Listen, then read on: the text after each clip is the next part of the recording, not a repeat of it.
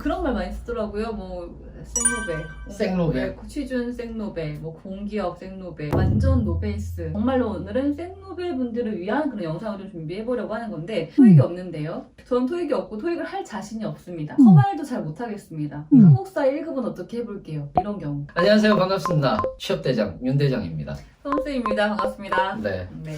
우리가 여기 앞에 앉아 있는 이유는 뭐죠? 오늘은 일단은 그런 말 많이 쓰더라고요. 뭐 생로베, 생로베. 취준 생로베, 뭐 공기업 생로베, 뭐 공부할 때 뭐 NCS 생로베 이런 말을 많이 쓰더라고요. 쌤은 들어보신 적이? 저는 쌤한테 들었어요. 저는 학생분들한테 들었거든요. 네, 저는 쌤한테 들었어요. 네, 뭐 완전 노베이스 처음 시작하는 단계일 때 이제 그런 말을 많이 쓰던데 이제 오늘 요즘에 사용하는 신조어인 것 같아요. 네. 그러니까 공기업을 처음 준비를 하시는 분들은 왜 많은 분들이 공기업을 가고 싶어 하는지 공기업이라는 것의 특징이나 장단점이나 이런 것부터도 궁금하실 것 같아요. 원론적으로 들어가면. 네, 원론적으로. 그렇죠? 네. 그렇죠. 공기업의 장단점을 좀 알고 시작하자는 의미에서 정말로 오늘은 생노베 분들을 위한 그런 영상을 좀 준비해 보려고 하는 건데 공기업을 그렇게 많이들 원하고 지원이 늘어나는 이유가 뭘까요? 생각을 해보면 뭐 여러 가지가 있을 수 있겠죠. 여러 가지가 있을 수 있는데 일단 쌤한테 한번 여쭤보고 싶은 게 네. 공기업을 들어간다라고 하면 뭐부터 생각하세요? 뭐부터 생각나요? 일단 저는 예전부터 생각했던 거는 대기업에서의 그 어느 정도 수준 이상의 연봉이나 또는 공무원에서의 복지. 복지 안정성. 예, 그거 두 가지가 좀 합쳐진 장점이 좀 합쳐진 것이 아닐까 이 생각을 많이 하고 있어요. 네. 저는 확 늘어났던 시점이 블라인드 채용이라는 단어가 나오기 시작하면서부터였거든요.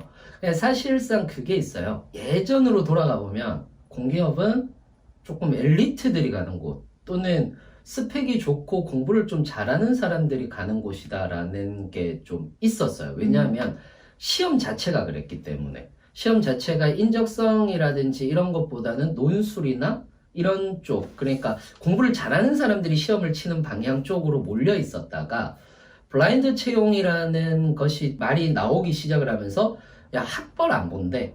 그 다음에 나이도 안 본대. 그러다 보니까 사실상 블라인드 채용을 하면서부터 좀 늘어나기 시작을 하고 NCS가 도입되면서 늘어나기 시작을 했던 걸 보았을 때 나이를 보지 않는 것. 그리고 거기에다가 이제 안정성 네. 이런 것들 반대급부로 지금 현재 산업이 좀 재편되면서 대기업이 수시 채용을 하고 있고 네. 인원을 그렇게 많은 채용을 하지 않다 보니까 그 부분에 대해서 공기업 취업으로 조금 더 사람들이 눈을 돌린 게 아닌가 이렇게 생각을 하기도 해요. 일단 그 지원하는 벽이 조금 낮아졌다고 볼 수도 그렇죠. 있다는 거죠. 네. 네. 그런 거 맞는 것 같아요. 그러면 이제 그렇게 원하는 기업을 들어갔을 때 네. 간혹 또 퇴사를 해서 네. 네, 정말 남들이 원하는 기업을 들어갔는데 퇴사해서 또 찾아오시는 분들도 많이 만나시잖아요. 진짜 많이 만나요. 네. 그럼 그 좋은 공기업을 퇴사를 하는 이유는 또 뭘까요? 그걸 좀 알아야만 나는 지원을 해도 되는가, 네. 나도 갔을 때 이렇게 되지 않는가라는 또 생각을 해보실 수 있을 것 같거든요. 맞아요. 이게 되게 재밌는 게 퇴사를 하면 이제 민간 기업으로 간다 또는 사기업으로 간다면 그래 공기업이 좀 안 맞겠구나 이렇게 생각을 할 수도 있는데 개인적인 문제겠구나 이럴 수도 있는데 네. 학생분들이 공기업 퇴사를 하고 다시 공기업을 준비를 해요. 다른 공기업을 네. 준비를 해요. 네. 두 번째는 이건 제가 통계를 내본 건데 저한테 이제 오는 분들 그래서 이거는 개인적인 의견입니다만은 선생님은 여성분들이 퇴사하는 분들이 더 많으실 것 같아요? 남성분들이 좀 더 퇴사하는 분들이 더 많으실 것 같아요? 그냥 순간 드는 생각으로 남성분들일 것 같아요. 맞아요. 남성분들이 훨씬 더 퇴사를 많이 하세요. 왜 그럴까? 왜 그럴까라고 이렇게 저도 생각을 해보니까 특히 남자분들 같은 경우는 뭔가 조직에 막 융화되고 싶은 그 마음이 있잖아요. 그래서 막 으쌰으쌰 하고 막 사적인 자리에서는 형님 동생 해가면서 이렇게 뭔가를 하고 싶은데 6시 되면 안녕 이러고 가는 거예요. 굉장히 조직 안에서는 친하게 지냈다가 6시 이후에는 안녕 난 스키 타러 가야 돼 이러고 있는 거예요. 그러니까 오히려 더 지방으로 가면은 굉장히 쓸쓸하게 되는 거죠. 그러니까 조직이라는 느낌을 못 받아서 네, 조직이라는 느낌을 못 받는 거예요. 그거를 오히려 힘들어하시는 네, 분들이 맞아요, 있으시다는 거죠. 맞아요. 그러니까 자꾸 자기 거주 지역으로 좀 더 가까이 오고 싶어하는 경우들이 생기는 거고 그 다음에 저한테 가끔가다 카톡이 와요. 어떤 카톡이 오느냐면 선생님 합격했는데 할 일이 없어요. 무슨 공부를 할까요? 그러니까 무슨 공부를 할까요? 라는 얘기를 해요. 그럼 그 얘기 저도 몇 번 좀 들어봤던 것 같아요. 네네네. 시간이 너무 많다. 네, 그런 얘기. 맞죠? 그러니까 시간이 많으니까 무슨 공부를 할까요? 너무 바쁘게 생활하잖아요. 우리 수험생분들이. 바쁘게 생활을 하다가 가서 딱 여유 있는 생활이 있는데 그 여유 있는 생활을 어떻게 사용해야 될지 모르는 경우들도 있는 것 같아요. 맞아요. 그래서 저는 얘기를 해주는 게 이거거든요. 워라밸이라고 하는 것은 워크라이프 밸런스인데 우리는 잘못 생각하고 있나 봐요.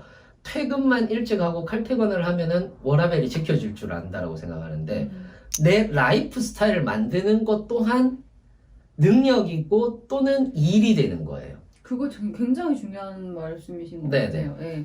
라이프 스타일을 만들어야만 정말 업무의 능률도 오를 수가 있고 내 시간도 잘 쓸 수가 있고 그래야만 직장에 적응을 더 잘할 수가 있는데 그게 안 되면 그 조직 자체의 문화에 적응을 하기가 힘들어지는 거죠. 맞아요. 내 라이프가 제대로 안 돼 있으니까. 그렇죠. 그것 때문에 퇴사를 하는 경우도 네, 그것 때문에 퇴사를 하는 경우들도 저는 좀 많이 보는 편입니다. 네, 물론 이게 아주 뭐 전반적인 얘기는 아닐 수 있지만 그런 경우도 좀 있다는 걸 말씀해 주신 것 같아요.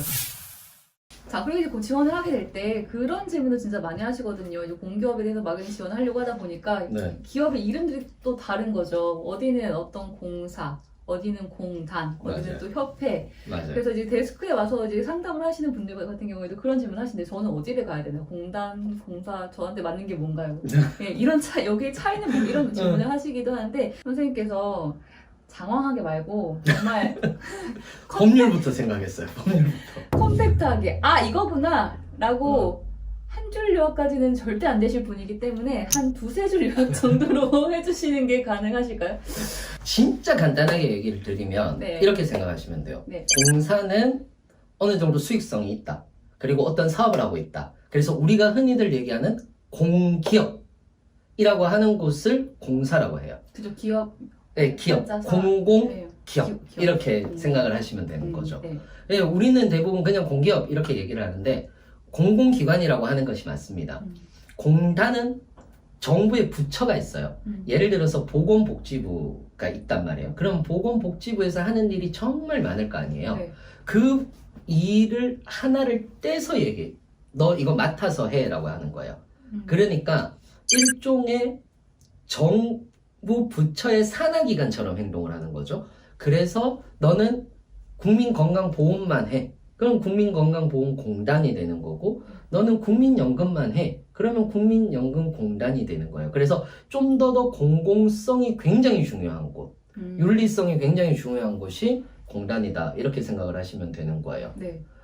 협회 같은 경우는 어떤 대표하는 곳을 모아놓은 그 기관을 얘기를 하는 거예요. 예를 들어서 대표하는 기관인 거죠. 어떤 단체나 집단을. 태권도 협회. 그렇죠. 그렇죠. 태권도 협회. 그 다음에 대한체육회, 체육인들을 대표하는 곳. 이런 곳인 거예요. 그래서 공사, 공단, 협회는 그런 식으로 구분이 되는 거예요. 쉽게 생각하면 이렇게 생각하면 돼요. 대부분 이제 도로공사나 철도공사나 이런 쪽 SOC 공기업이 있고 한국전력이라든지 이런 쪽이 이제 에너지 발전이잖아요. 그러면은 우리 국내에서는 여기가 공기업이잖아요. 근데 얘들이 외국에 나가서 에너지 쪽에 입찰을 받을 때는 얘를 공기업으로 볼까요? 사기업으로 볼까요? 그냥 사기업처럼. 그렇죠. 사기업으로 보겠죠. 당연히. 그런 성격을 가지고 있는 곳이 공사라고 이렇게 생각하시면 돼요. 그러면 공사, 공단, 협회의 특성에 따라서 지원하시는 분들이 좀 생각하고 좀 정해야 되는 부분도 있을까요?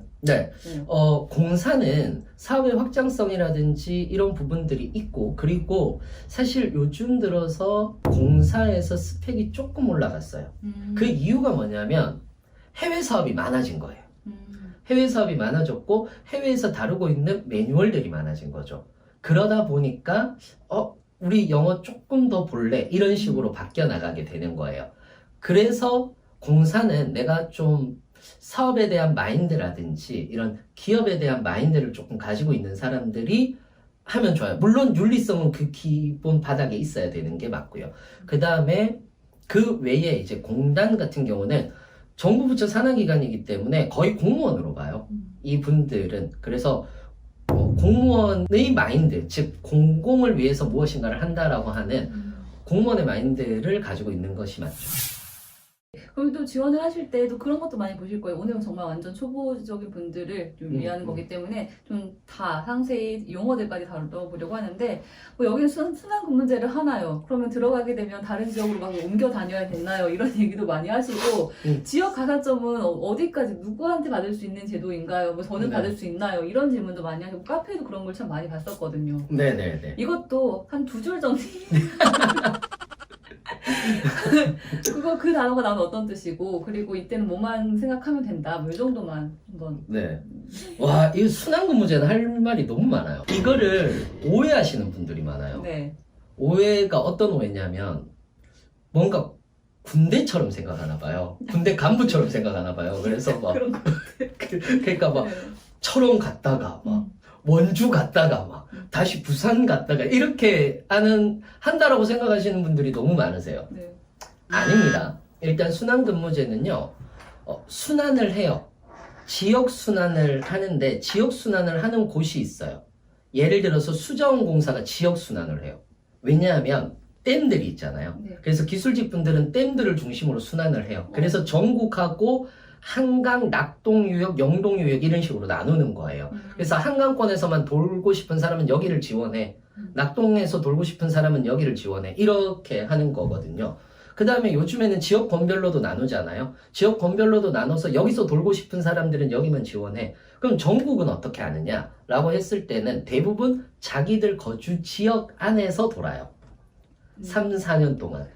3, 4년 동안. 네, 예를 들어서 서울이 집이잖아요. 네. 근데 서울지사에 발령이 안 나면 경기도권으로 발령을 내줘요. 그리고 거주지에서 그리 멀지 않은 쪽으로 해서 뭐 수원이었다. 그러면은 조금 멀리 화성 갔다가 다시 뭐 수원의 동지사 갔다가 이런 식으로 지사를 이렇게 도는 거예요. 그런데 요게 과장까지예요. 아, 그럼 그 다음은요? 그 다음은 약간 군대처럼 돌아요. 그럼 지역 가산점에 대해서도 좀 정확하게 얘기 한번 해주세요. 지역 가산점은 이게 22%부터 시작해서 5%, 3%씩 올린 거거든요. 20%부터 시작해서 네. 3%씩 올려서 지금 이제 30% 가까이 왔어요. 2022년도에 30%를 하겠다. 이렇게 얘기를 하는 건데 이게 무슨 말이냐? 지역 인재는 거기에 거주지를 가지고 있는 사람이 지역 인재가 아니에요.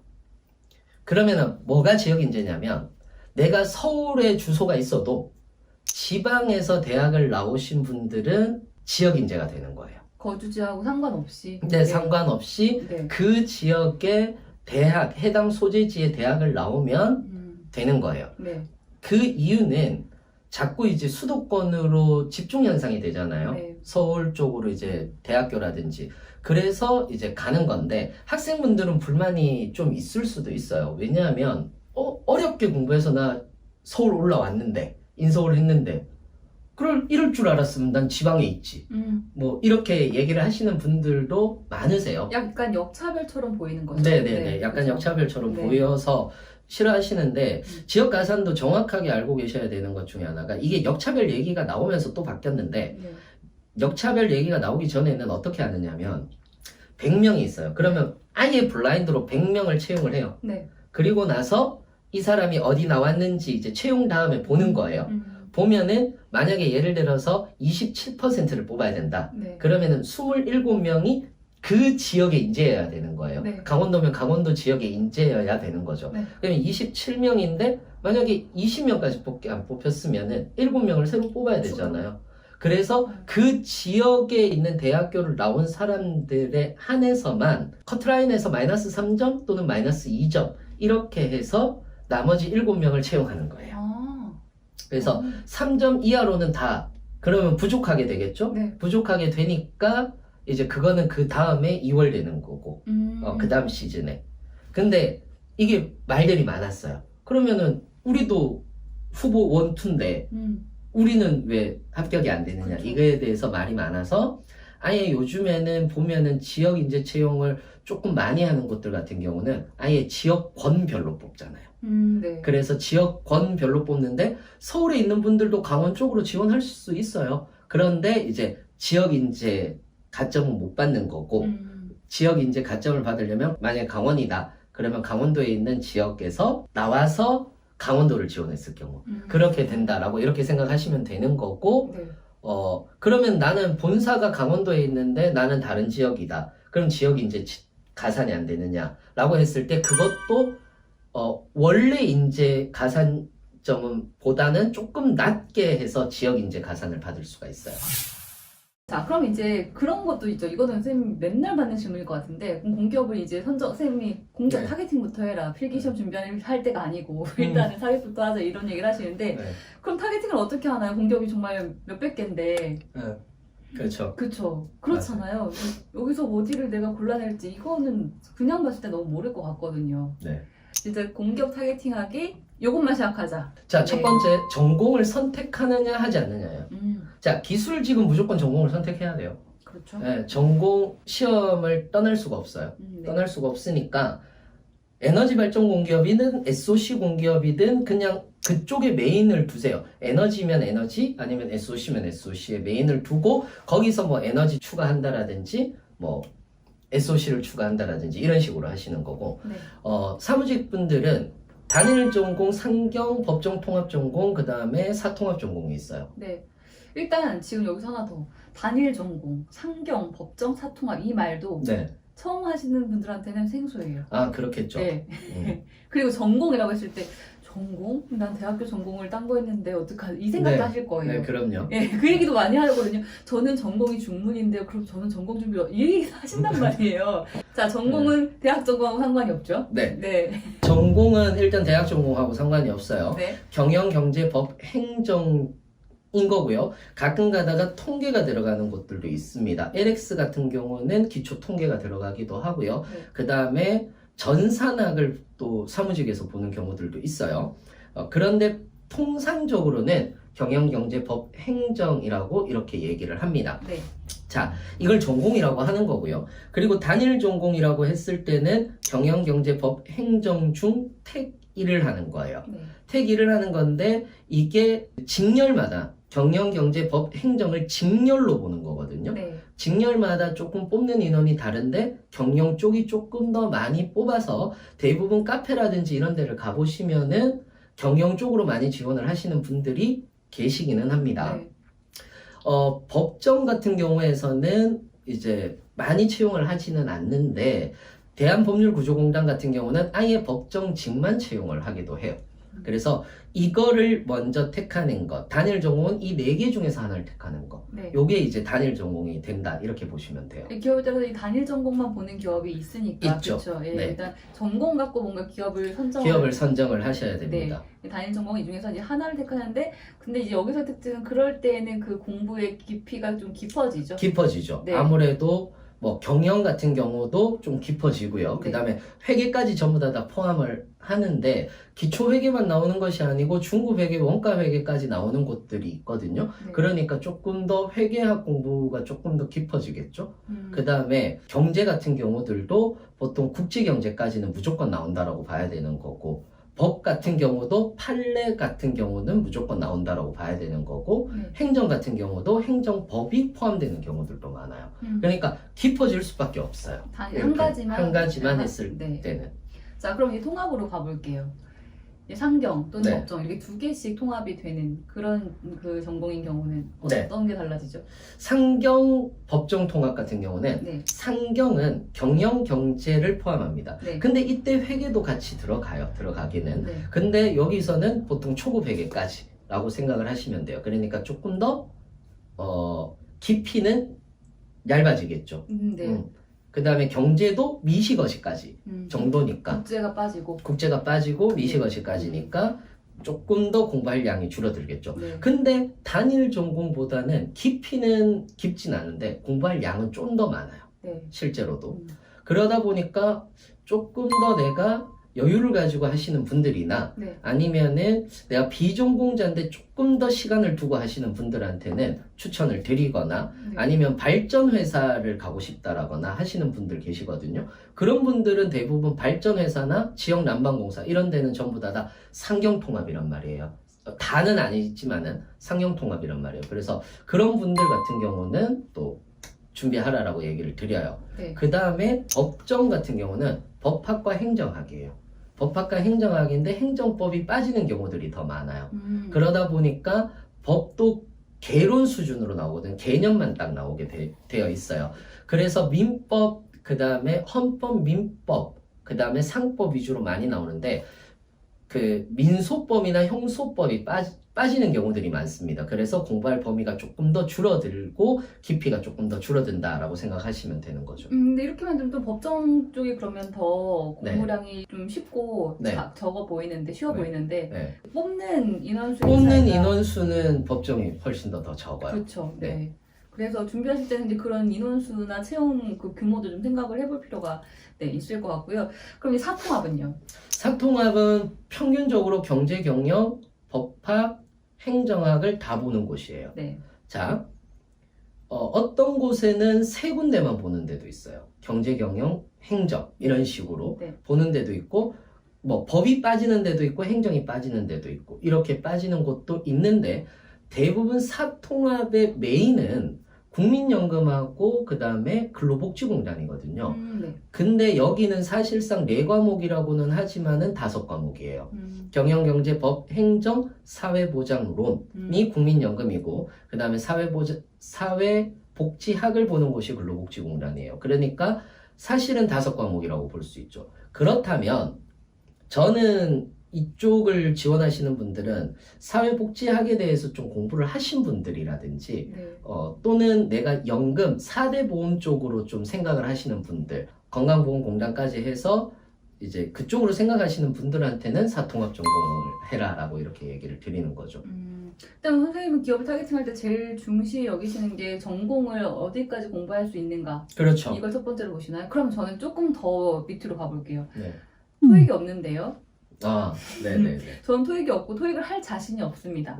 이런 음. 경우 있고 커말도 잘 못하겠습니다. 한국사 1급은 어떻게 해볼게요. 아, 네, 제가 제일 많이 듣던 말이에요. 네네네. 커말은 힘들 것 같고 한국사는 좀 해볼 수 있을 것 같고 토익을 제가 아무리 쳐도 800을 못 넘습니다. 이런 경우. 네. 예, 어떻게 할까요? 그러면 이제 음. 적부 판정만 되는 곳이 있어요. 네, 아무것도 안 보고 적부 판정만 되는 곳들이 있어요. 철도공사 대표적이죠. 네. 그 다음에 서울교통공사 대표적인 거고요. 그리고 각 지방의 도시개발공사라든지 또는 뭐 광역시 같은 경우는 지하철이 있다면 도시철도라든지 이런 쪽이 대부분 적부 판정이거나 자소서 판정으로 많이 하는 경우들이 있습니다. 네. 그런 경우도 지원하셔도 되고요. 그 다음에 자소서를 좀 유독 많이 보는 곳이 있어요. 공고문을 딱 잘 보셔야 되는데 공고문을 보시면은 응시 자격에 이렇게 명시해 놓은 게 있어요. 우린 이거 이상 지원 가능하다 이렇게. 네. 근데 그게 없으면 토익이 없어도 가능하거든요.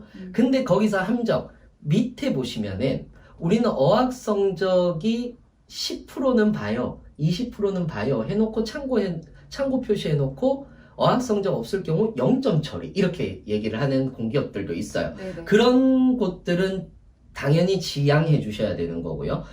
보통은 좀 완전히 적부 판정 되는 곳으로 해서 지원을 해주시면 되는데 아무래도 적겠죠. 근데 저는 개인적으로 이렇게 지원하는 곳이 적다고 해서 내가 불리하다라고 저는 생각하진 않거든요. 왜냐하면 한 군데 두 군데만 보더라도 내가 그렇다면 다른 친구들보다 더 공부할 시간이 많으니까 내 점수를 높일 시간도 많다라고 생각을 하는 거예요. 그러니까 오히려 반대로 생각했을 때 유리한 면도 있다. 이렇게 생각을 하시고 준비를 하시는 것도 괜찮아요. 그럼 먼저 스펙부터 정리해야 되나라고 말씀하셨을 때는 네. 그럼 토익이 가능하면 일단은 거기 뭐 상한선까지는 그렇죠. 얘기를 해주시고 네. 그게 힘든 경우는 거기에 맞춰서 그렇죠. 기업을 선정을 하는 게 좋겠다는 네네. 말씀이신 거죠? 네. 그게 참 힘든 것 같아요. 스펙을 어느 정도까지 준비를 하는 게 적정한지. 네. 그럼 토익은 준비를 좀 해보겠다. 만약에 해볼 수 있을 것 같아요 라고 하면 몇 점 정도까지는 해놓는 게 좀 기업을 선정할 때 편할까요? 요즘엔 조금 올라서 750 이상. 750. 750 이상. 요게 힘들면 IM2. 850 아니고 750이에요? 850. 그러니까 제일 애매한 숫자가 800점이에요. 그러니까 왜 그러냐면 800점 대는 760 이상인 자소서를 보는 곳 시나 750 이상으로 해서 적부 판정되는 곳이나 이런 곳밖에 못 내거든요. 근데 800점을 맞아 놓으면 되게 애매하게 걸려요. 유일하게 도로공사가 하나가 또 있기는 한데, 그래서 800점을 맞을 바에는 그냥 760 넘기고 말으려고 얘기를 하는 거고, 아니면 850으로 가야 되는 거고, 이렇게 생각을 하시면 돼요. 우리 최소 750을 일단 최소 기준으로 네, 최소 기준으로 생각을 하시면 될 거예요. 네. 그게 안 되더라도 지원할 기업들은 분명히 있어요. 분명히 있어요. 음. 자, 여기까지 뭐 선생님이 질문하시고 제가 조금 더 구체적으로 이야기를 하는 방향으로 했는데, 네, 다음 영상도 이제 필기에 대한 내용이나 그 이유에 대한 거 여러분들 혹시 또 더 전 이런 얘기가 듣고 싶다라고 생각이 드는 게 있으시면 네, 댓글 남겨주시면 저희 댓글 거의 맨날 보잖아요. 매일 보죠. 네, 댓글 선생님은 심지어 댓글도 다시거든요. 댓글이 많이 없어요. 맞아요. 댓글 그 답글 달기가 되게 쉬워요. 한두 개 달면 끝이에요. 댓글도 많이 달아주세요. 네, 그래서 제가 아까 얘기했던 그 신조어 조댓구알. 조댓구알 부탁드립니다. 아, 이렇게 부끄럽게 할 거면 하지 마세요. 당당하게 할게요. 네. 여러분 하세요. 조댓구알 부탁드립니다. 저는 이제 첫 직장은 생존과 관련될 수밖에 없다라고 생각을 합니다. 대기업은 눈에 보이지 않는 공부가 훨씬 더 많기 때문이라고 이렇게 생각을 하는데요. 이런 쪽으로 해서 여러분들이 고르셔서 시작하시면 됩니다. 안녕하세요. 반갑습니다. 취업대장 윤대장입니다. 오늘은 공기업과 대기업 어디로 갈 것인가 라는 주제로 시작을 해보려고 합니다. 사실 말이 안 되는 이야기이긴 합니다. 왜냐하면 자신이 원하는 그리고 흥미를 가지는 직업을 찾는 것에 대해서 뭐 어디가 좋으냐라고 얘기를 하는 것 자체가 사실은 좀 말이 안 되기는 합니다. 그런데 우리 취린이 분들께서 굉장히 많이 물어보시더라고요. 이 부분 때문에. 그러면 일단 직업은 왜 가지는 것일까요? 자아성찰? 뭐 자기만족감? 네. 물론 그것도 굉장히 중요한 부분 중에 하나입니다. 하지만 20대 혹은 30대의 첫 직장은 자아성찰이나 자기 만족감으로만은 이야기를 하기가 좀 어렵지 않을까 이렇게 생각을 합니다. 이런 얘기를 합니다. 자신이 좋아하는 것을 해라. 이렇게 얘기를 하는 것도 저는 약간은 웃긴 말이라고 생각합니다. 사실 저는 아직까지도 제가 무엇을 좋아하는지 잘 모릅니다. 이제 이 나이가 되고 나서야 조금 알게 되었거든요. 지금 현재 우리의 시스템이 자기가 좋아하는 것을 아는 사람이 굉장히 소수지 않겠습니까? 그런데 자기가 자신이 좋아하는 것을 해라? 저는 이제 첫 직장은 생존과 관련될 수밖에 없다라고 생각을 합니다. 돈을 벌기 위해, 먹고 살기 위해. 그래서 직업을 찾는 것이죠. 직업을 선택할 때 공기업과 대기업, 안정성을 택할 것인가 또는 연봉을 택할 것인가 이렇게 고민을 합니다. 하지만 저는 좀 다르게 생각을 합니다. 예를 들어서 어떤 산업이라도 좋으니 나는 반드시 이 직무에 관련된 일을 할 거야 라는 이런 생각이 든다면 저는 대기업을 추천을 드리고 싶습니다. 또는 나는 어떤 직무라도 상관이 없으니까 이 산업에는 종사를 해보고 싶어 라는 생각이 들면 좀 더 공공기관을 생각해 보는 것도 괜찮은 방법일 거라고 이렇게 생각을 합니다. 전자 같은 경우는 직무에 관련된 전문성을 쌓으면 되는 것이고 그 뒤에 자신이 가고 싶은 산업을 연결하면 되는 것이기 때문이죠. 예를 들어서 나는 무조건 마케팅 쪽으로 가고 싶어 라고 하게 된다면 이 회사에서 출시하는 상품을 어떤 식으로 프로모션을 할 수 있는 아이디어를 가지고 있어 라는 식으로 연결이 됩니다. 사실 또 공공기관이라면 좀 다르죠. 예를 들어서 나는 한전이 끌려 또는 건보가 끌려 이런 식으로 말인 거죠. 그래서 에너지, 금융권, 사회복지, 건축, 토목 이런 쪽으로 해서 여러분들이 고르셔서 시작하시면 됩니다. 그러면 어디가 더 어려운가라는 이 부분입니다. 어디가 더 어려울까요? 이 부분은 약간 다른 문제입니다. 필기시험은 확실히 공공기관이 좀 더 어렵습니다. 전공도 있고 그리고 한국사가 들어가는 경우도 있기 때문이죠. 그리고 NCS 직업기초 능력 범위가 직무적성보다 훨씬 넓습니다. 그런데 면접이나 자소서는 대기업 취업이 저는 개인적으로 더 어렵다라고 생각을 합니다. 왜냐하면 대기업은 눈에 보이지 않는 공부가 훨씬 더 많기 때문이라고 이렇게 생각을 하는데요. 취업을 할 때는 눈에 보이는 공부와 눈에 보이지 않는 공부가 있습니다. 눈에 보이는 공부는 직무 적성 또는 NCS 직업기초 능력, 전공, 그 다음에 한국사, 영어 이런 것들이 눈에 보이는 공부입니다. 그 외에 스펙들 같은 경우도 눈에 보이는 공부죠. 눈에 보이지 않는 공부는 오히려 직무적합도와 관련된 내용이 아닐까 이렇게 생각을 합니다. 직무와 관련된 전문성이라든지 이 회사의 정책이라든지 정부의 정책과 관련된 내용들이 여기에 들어가는 것인데, 공공기관은 필기시험에 직무적합도를 보는 지문이 좀 나오기 때문에 약간은 더 대기업보다는 명확한 부분이 없지 않아 있습니다. 그러면 자, 이제 우리 결론을 한번 내보죠. 공기업은 산업 분석이나 정책 분석을 좋아하는 사람, 원칙이나 규율을 중요하게 생각을 하는 사람이라면 공공기관이 조금 더 맞을 겁니다. 대기업은 직무 분석, 전문성을 중요하게 생각하는 사람, 효율성과 실적, 인정받는 것을 중요하게 생각하는 사람이라면 대기업이 조금 더 맞을 것 같습니다. 이 부분에 대해서 제가 절대적이라는 이야기는 아닙니다.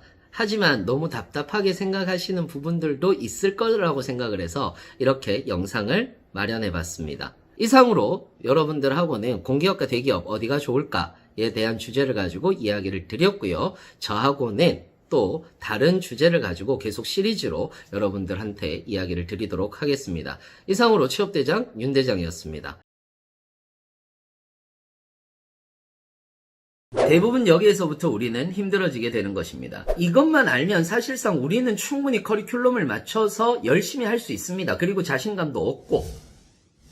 안녕하세요. 반갑습니다. 취업대장 윤대장 인사드립니다. 공기업 취업은 정말로 많은 사람들이 어렵다라고 느끼게 됩니다. 이유가 있죠. 340여 개의 공공기관이 채용을 하고 있다라고 이렇게 얘기를 해도 되는데 정말 많은 기관들이 채용을 하고 있는 것입니다. 공공기관이 유행처럼 직업의 안전성, 그 다음에 높은 연봉, 이런 것들, 그리고 현 정부 들어서 공공기관 채용이 많아진다라고 생각을 하면서 공공기관 채용에 대한 관심이 높아진 건 사실입니다. 지금까지 취업은요, 대기업을 중심으로 이론들이 만들어져 왔습니다. 그러다 보니까 대기업을 준비하듯이 자소서를 쓰고 면접을 준비하는 것, 그리고 또한 필기 역시 공통적인 부분을 준비하면 된다라고 이렇게 생각을 하고 있는 것도 사실 현실입니다. 하지만 필기나 면접들 이런 것들이 정리가 안 돼서 혼란을 겪는 일들이 많아진 거죠. 공공기관을 준비할 때 저는 개인적으로는 헤매는 시간이 가장 많아서라고 이렇게 생각을 합니다. 다른 말로 얘기를 하면은 공공기관을 준비하면 준비할수록 해야 할 것이 많다는 것을 의미하기도 합니다. 처음에 대부분 다들 이렇게 시작합니다. 서교공이라는 것이 있는데 공공기관인데 안정적이고 시험을 거의 다 볼 수 있게 해준대. NCS만 보는데 조금만 공부하면 되지 않을까? 라는 식으로 시작을 하게 되죠. 그래서 원서를 내고요. 그리고 이번에는 시험만 봐야지라는 그런 마음으로 시험을 보러 갑니다. 대부분 여기에서부터 우리는 힘들어지게 되는 것입니다. 어느 정도 손을 댈 수 있는 문제이기 때문에 조금만 더 하면 되지 않을까라는 그런 생각이 드는 것이죠. 그런데 이런 문제가 있습니다. 서교공은 1년에 2번만 기회가 있습니다. 결국 다른 공공기관을 준비해야 되는 상황이 생기게 되는 거죠.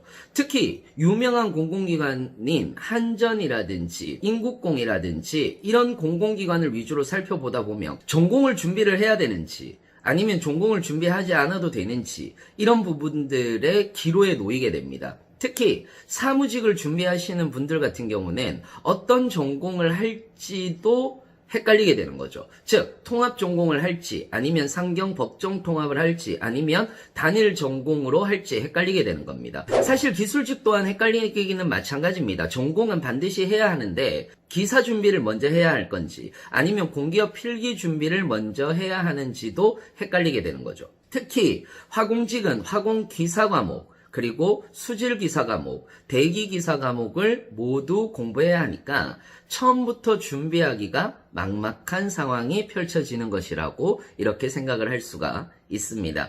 결국 공공기관 채용에서 중요한 것이 정부의 정책 그리고 회사의 방향이라는 것은 알겠는데 이 부분을 사실상 우리가 어떻게 공부해야 되는지 모르는 경우도 많습니다. 예를 들어서 서교공 같은 경우에서는 4차 산업혁명과 관련된 내용이 나온다고 합니다.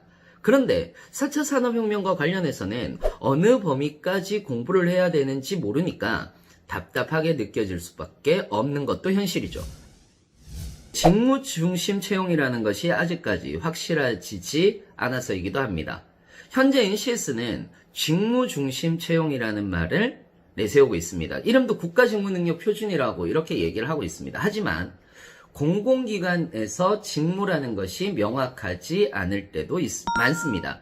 대기업처럼 직무 중심으로 채용하는 것이 아니기 때문이기도 합니다. 사무, 기술, 좀 더 전문적일 때는 요양, 건강직, 심사직 정도로 나눠지지만 공공기관은 기본적으로 순환근무이기 때문에요. 세부 직무로 채용을 할 수가 없습니다. 그래서 나오게 된 것이 직업기초 능력에서 회사와 관련된 출제 문제이거나 아니면 전공 시험을 보는 형태로 나오게 된 거죠.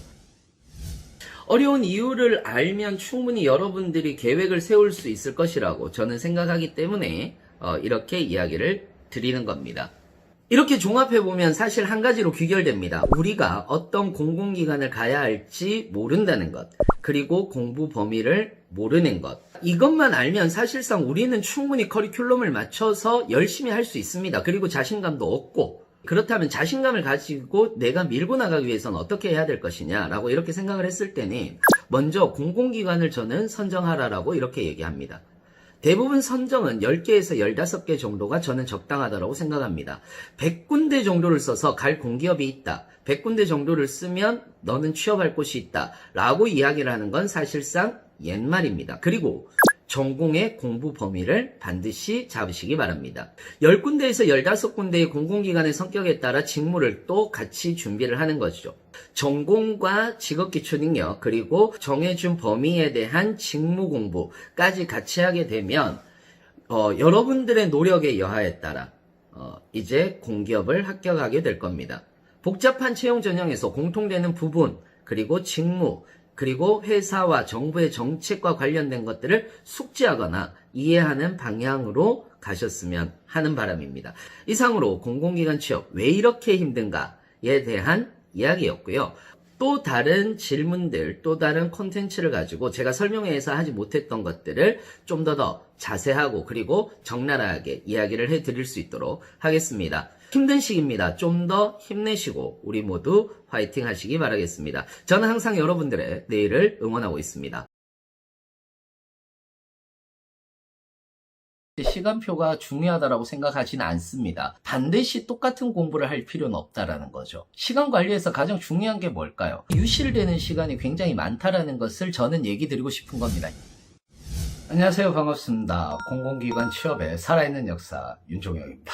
요즘에 시험도 뒤로 밀리고 그 다음에 집에서는 나오기 힘들고 그렇다고 가만히 있자니 불안한 것이 요즘의 현실입니다. 이럴 때일수록 우리 모든 분들이 시간 관리를 조금 잘 하셨으면 하는 마음에서 이 영상을 찍게 됐는데 사실 취업에서 가장 중요하게 생각하는 것, 제가 개인적으로 중요하게 생각하는 것이 시간 관리거든요. 우리가 시간 관리를 할 때 시간표를 많이 만들게 됩니다. 여러분들은 시간표를 만들고 시간표대로 움직여 본 적은 있으셨나요? 사실 저는 없거든요.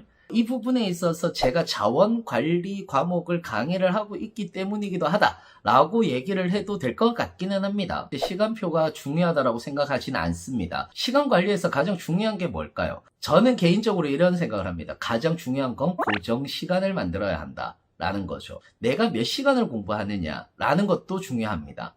또는 내가 몇 시에 일어나느냐 라고 하는 것도 굉장히 중요한 거죠. 우리 근데 가만히 생각해 보자는 거죠. 24시간 중에서 자는 시간을 8시간 넉넉하게 잤다라고 했을 때 16시간이 남습니다. 그렇다면은 씻고 준비하고 나가고 이동하는데 걸리는 시간을 한 2시간 정도로 쳤을 때 우리는 대부분 한 4시간 정도, 10시간 정도를 공부하고 4시간 정도는 또 놀 수 있는 시간들도 있습니다. 그런데 왜 우리는 이런 아주 단순한 계산을 하고 있는 건데도 불구하고 이 시간을 제대로 활용을 못하는 걸까요? 내가 공부를 하건 뭐를 하건 간에 가장 중요한 건 저는 개인적으로 동선 파악이라고 생각을 합니다. 가만히 생각해 봅시다. 예를 들어서 내가 오늘 강남에 약속이 있습니다. 그러면은 강남에 약속이 있으면 굳이 집에서 내가 다니는 독서실을 갔다가 집에 가서 씻고 약속 장소로 가게 된다. 꼭 굳이 그럴 이유가 있을까요? 강남에서 약속이 있다면 아침부터 근처 커피숍이나 아니면 집에서 공부하다가 나가도 되지 않을까요? 꼭 굳이 왜 독서실을 향해야 되고 굳이 왜 꼭 다른 곳으로 이동을 해야 될까요? 우리는 생각보다 착각 속에서 빠져 사는 경우들이 많습니다. 나는 독서실에 가야만 공부를 잘해. 아니면 내가 가는 커피숍에 나는 꼭 그 자리에 앉아야 공부를 잘해. 소위 말하는 루틴이라는 것이 존재를 한다라는 거죠. 근데 저는 역으로 이렇게 물어보고 싶어요. 반드시 똑같은 공부를 할 필요는 없다라는 거죠. 나는 오늘 이 동선을 가지고 있으니까 그 동선에서 공부해야 될 것은 무엇인가 라는 것을 계획하는 것도 좋다라는 이 얘기를 드리고 싶은 겁니다. 유실되는 시간을 줄이면 공부하는 시간의 양이 조금씩 늘어납니다. 다양하게 공부를 하는 방법들도 우리는 생각을 해야 된다는 거죠.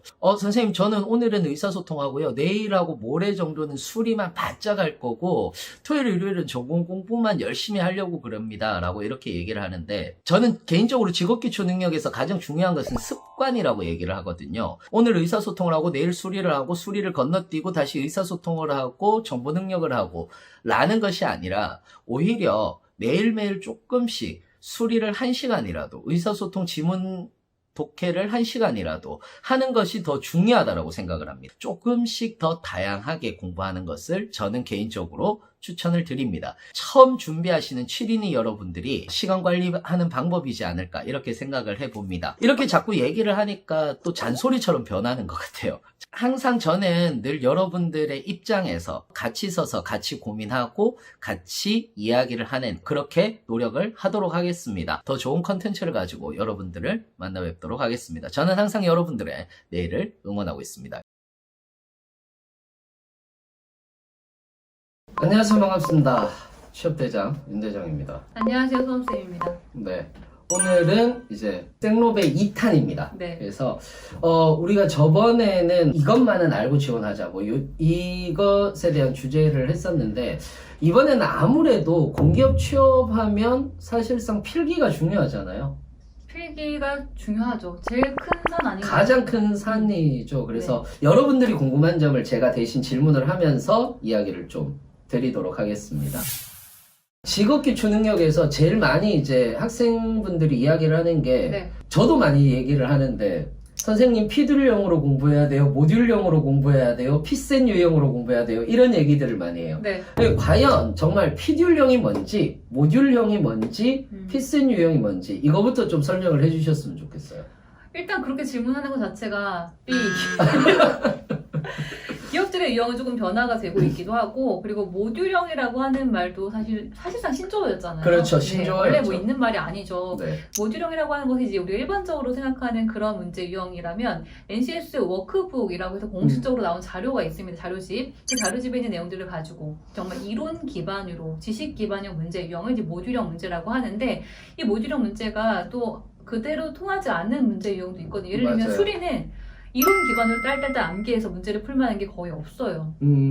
간혹 나오는 경우 있거든요. 예를 들면 뭐 그래프 작성 순서, 그래프 작성 순서, 도표 작성 절차라고 하는 것이 네. 모듈형 이론에 적혀 있긴 합니다. 또는 꺾은 선 그래프의 용도, 원그래프의 용도, 방사형 그래프의 특징, 뭐 이런 것들이 그런 문제도 나오는 거예요? 나온 적이 있었어요. 근데 정말 한 1% 정도의 기업에서 아주 가끔 쓰이는 거고 그런 게 나온다고 하면 시험 전날 1시간 보시면 돼요.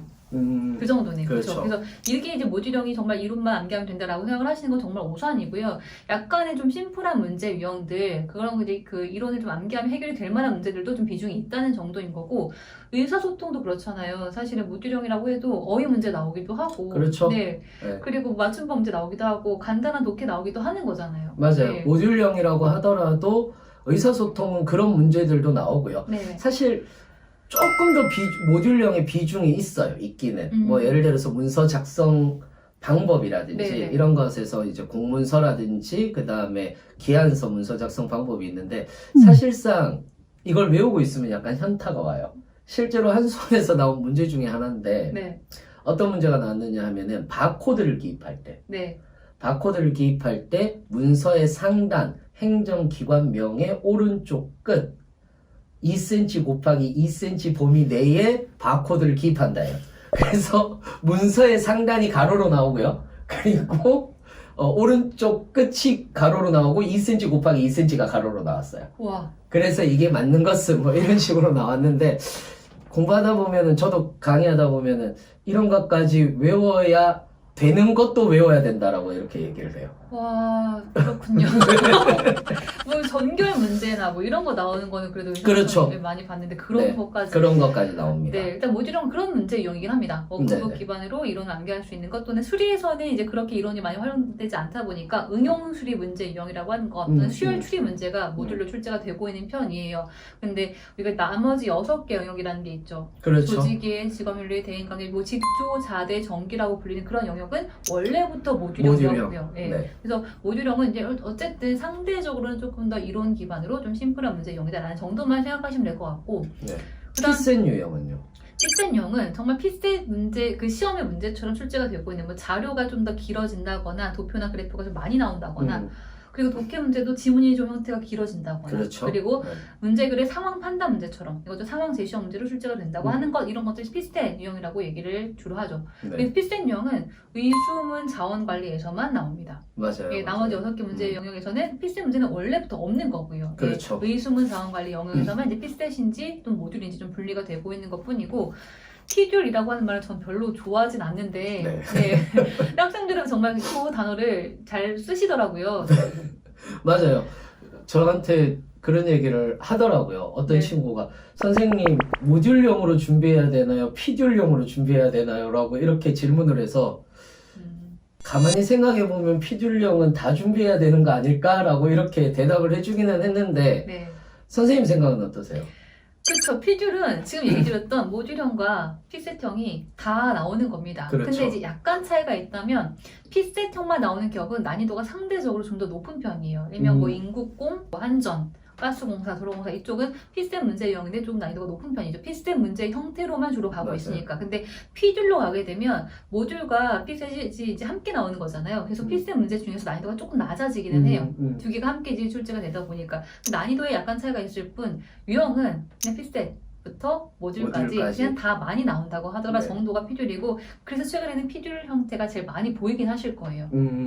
그러면은 이제 선생님 말씀은 모듈 유형도 공부하고 어차피 피센 유형도 공부해서 다양한 문제들을 다 알고는 있어야 된다라는 말씀이신 거잖아요. 그렇죠. 기업을 한 개만 딱 준비한다. 난 이 기업만 준비할 거다라고 하면 그 기업 유형만 딱 보시겠지만 그렇죠. 적어도 보통 기업을 타겟팅을 해주실 때도 적어도 최소 5개에서 그 이상까지 그렇죠. 이렇게 그 얘기를 이상까지 해주시죠. 해주죠. 그러면 기업이 5개 이상 되는 순간 다가 됩니다.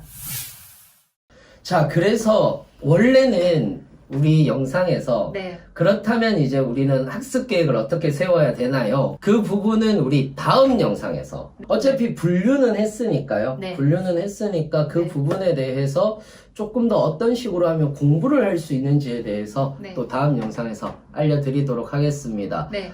어찌됐든 다음 영상을 보시려면은요, 당연하게도 좋아요와 구독, 그리고 뭐죠?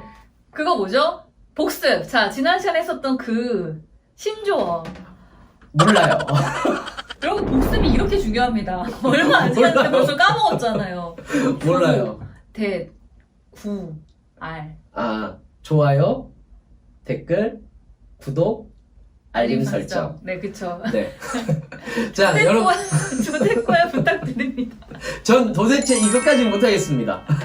이미 하셨고요. 자, 일단 여러분들 좋아요와 구독, 댓글 많이 남겨주시고요. 알람 설정해야 다음 영상 바로 보실 수 있으니까 다음 영상에서 뵙겠습니다. 저는 취업대장 윤대장이었습니다. 수험쌤이었습니다. 다음 시간 뵐게요. 감사합니다. 감사합니다.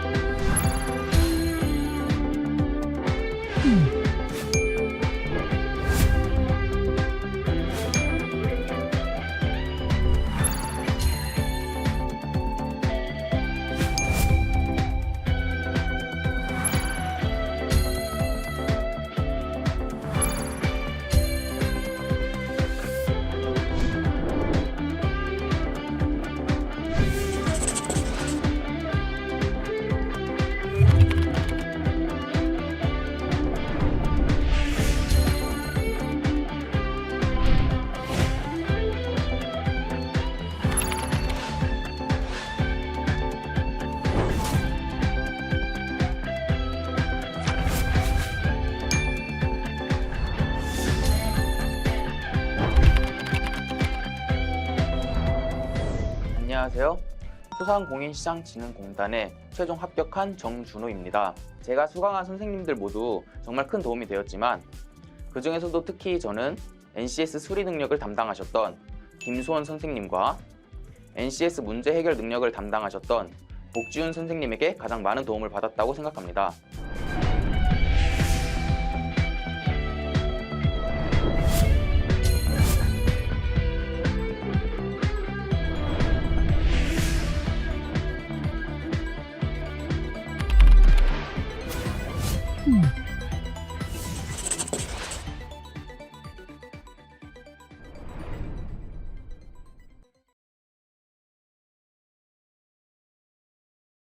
안녕하세요. 반갑습니다. 취업대장 윤대장입니다. 안녕하세요, 선생님입니다. 자, 오늘은 공부하는 방법이라든지 계획 짜는 방법이라든지 오늘은 조금 진지하게 할 것 같아요. NCS 공부 이제 어떻게 하나 막연하게 공부를 시작하고 싶은데 계획을 짜는 방법을 시작하는 방법을 모르겠다 이런 얘기 진짜 많이 또 하시거든요. 이제 오늘의 포인트는 이 부분이 되지 않을까 싶습니다. 그렇죠. NCS. 진짜 많죠. 시작을 어떻게 해야 되냐. 그러니까 기업을 타겟팅하는 것까지는 오케이. 상담 와서 기업 타겟팅 했다. 네, 그러면 이제부터 뭘 하나요? 또 얘기를 하는 거고 네, 또는 어떤 분들은 이래요. 나 공기업 시작해야지 하면서 서점을 쭉 둘러보는 거죠. 둘러보다가 NCS 해야 된다더라. 그럼 기본서를 이렇게 봐요. 기본서를 보고 기본서는 봐야지 하면서 처음부터 펴서 문제를 많이 풀어야지 하면서 이제 문제를 풀고 계시는 거죠. 네. 의사소통까지는 괜찮은데 수리를 딱 하면서 난 모르겠는데 그러면 이제 답지를 펴놓고 이제 계속해서 풀기 시작해서 이게 맞는지 모르겠다 이렇게 해서 오시는 분들도 되게 많으세요. 자, NCS 공부하는 방법은 일단 첫 번째는 무조건적으로 봐야 되는 책이 있죠. 지금 기본서 말씀하셨지만 네. 기본서를 첫 번째 시작하시는 게 맞긴 합니다. 네. 근데 이제 타깃된 기업에 따라서 어떤 기본서를 시작하는지에 대한 그 순서는 좀 다를 수도 있다고 저는 생각을 해요.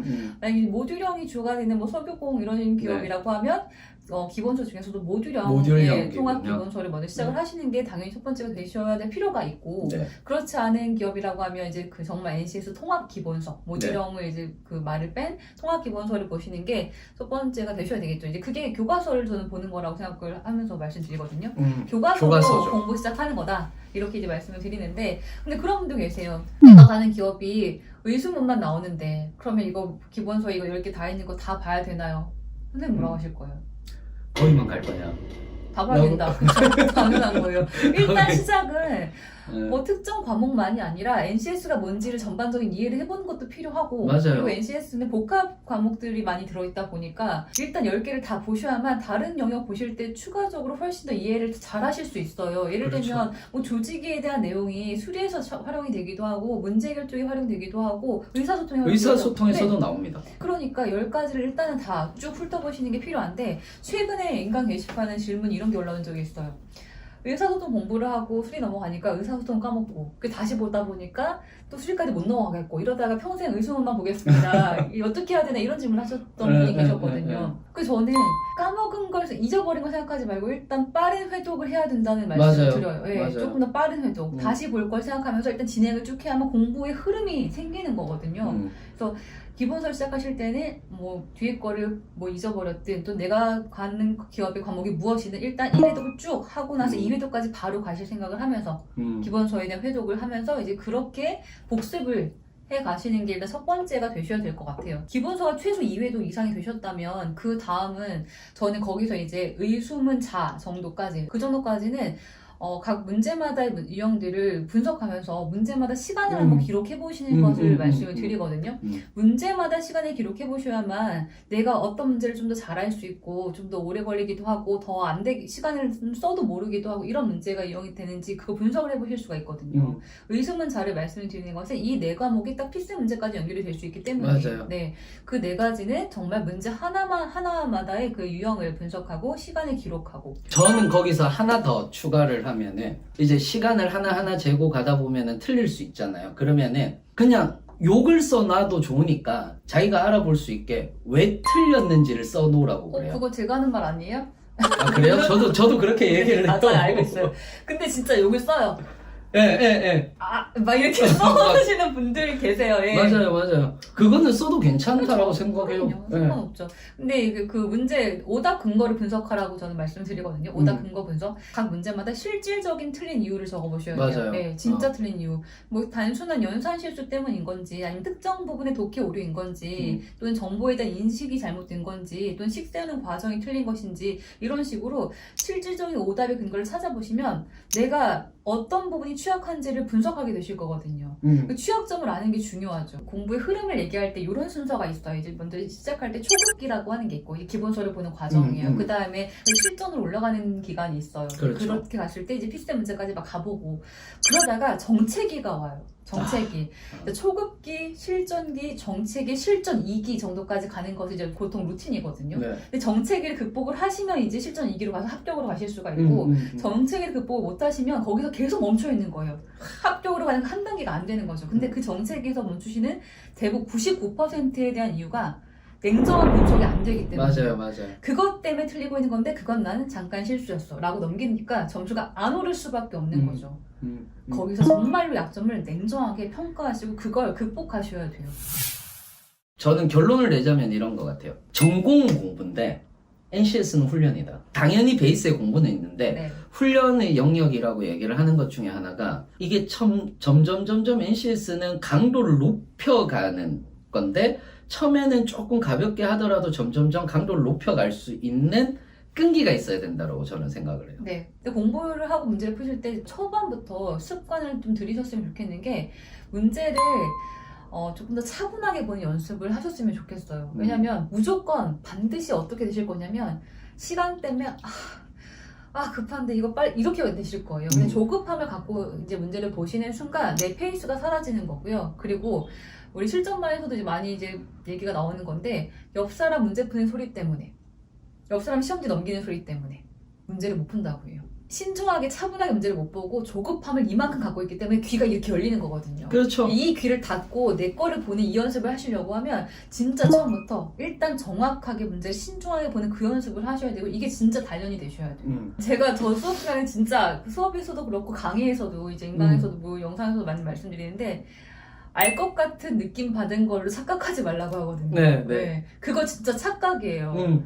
칠판 설명을 막 보고 있으니까 그냥 한글이니까 귀에 들어오는 거고 머리 들어가는 것 같은 거예요. 그래서 좀 어려운 문제나 내용에 대한 이해가 필요한 경우는 잠깐 끊고 수업에서도 지금 바로 리뷰하세요. 바로 복습하세요. 혼자서 풀 수 있는지 바로 확인해 보세요. 이렇게 얘기 드리거든요. 복습은 그 자리에서 바로 했을 때가 제일 머릿속에 남을 거니까. 근데 그 상황에서도 그냥 눈으로 보고 계시는 분들이 계세요. 왜요? 그렇죠. 알 것 같거든요. 알 것 같거든. 그래서 내가 바로 할 수 같거든. 있을 것 같거든요. 그 착각에 빠지시면 안 돼요. 네. 그러면 초반부터 정체기가 오실 거예요. NCS 시작을 하실 때 특히 수리 영역은 이게 또 기본기라고 하는 과정이 있죠. 네. NCS라고 하는 수리하고 정말 수학은 좀 또 다르거든요. 다르죠. 네. NCS 수리는 기본적인 한 중학교 과정까지 수학은 알고 있다는 가정하에 이렇게 진행이 되는 경우들이 많이 있어요. 그래서 최소한 중등 수학 정도의 수학 기본 개념, 뭐 약수, 배수, 비율, 비중, 뭐 분수에 대한 계산이나 방정식에 대한 계산 정도는 충분히 할 수 있다면 그 다음 NCS를 바로 시작하셨을 때는 무리가 없겠지만 만약에 나는 정말 중학교 이후 수학을 본 적도 없고 사치 연산도 좀 힘들고 뭐 분수 계산 잘 모르겠고 이런 상황이라면 수학 기본기를 먼저 다지시는 게 필요합니다. 사실 중학교 졸업한 지 꽤 되셨잖아요. 그러다 보니까 안 써요. 대학교 와서 수학을 쓰는 거 공대생들도 대부분 계산기 쓴다고요. 맞아요. 공학 계산기. 네, 공학 계산기 쓰고 이런단 말이에요. 그러다 보니까 못할 수 있어요. 까먹을 수 있다는 거죠. 근데 이런 생각을 하는 거예요. 그게 부끄러운 거죠. 다 알고 있다고 생각하고 기본서를 잡으시는 분들이 계세요. 네. 근데 그때는 좀 냉정해지실 필요가 있을 것 같아요. 그냥 내가 못 풀 수 있겠구나 라고 생각을 하고 기본서 문제를 봤을 때 못 풀면 아예 초반으로 돌아가서 기초부터 돌아가서 가시는 것도 제가 봤을 땐 괜찮을 것 같습니다. 네, 괜찮을 게 아니라 무조건 그렇게 하셔야 되는 거예요. 그리고 네. 이게 NCS가 통합 기본, 저희 기본서라는 말을 계속 쓰고 있잖아요. 네. 기본서라는 말이 또 꽂히는 거죠. 이거 기본서니까 맞아요. 시작해도 되겠다. 근데 NCS 기본서예요. 수학 개념 기본 이런 거 아니거든요. 그렇죠. 네, NCS에 대한 개념과 유형을 담고 있는 기본서라서 기초적인 그냥 수학에 대한 개념은 먼저 학습을 하실 필요가 분명히 있다는 것도 좀 얘기를 좀 드려야 될 것 같습니다. 저는 맨날 그런 얘기를 합니다. 여러분들이 NCS를 공부하는 초반에는 수리가 발목을 잡을 것이고 막판에는 의사소통이 발목을 잡을 것이다. 그렇더라고요. 네, 맞아요. 제가 지금 그런 분들 좀 보고 있어요. 네. 그러니까 너무 당연한 거예요. 의사소통에서 시간을 줄여야 되는데 의사소통에서 시간을 잡아먹다 보니까 이제 수리는 시간 줄이는 방법도 알겠고 뭐 공부하는 방법도 알겠는데 의사소통에서 시간을 많이 잡아먹으니까 수리나 문제 해결까지 못 나가는 거죠. 네. 실제 시험을 칠 때. 네. 그러니까 처음부터 의사소통도 시간 줄이는 방법, 그 다음에 잘 읽는 방법들 이런 것들을 충분히 연습을 하셔야지 뒤에 가서 의사소통이 발목을 잡지 않습니다. 제가 맨날 얘기하는 게 있어요. 읽기의 속도와 독해의 속도는 다르다.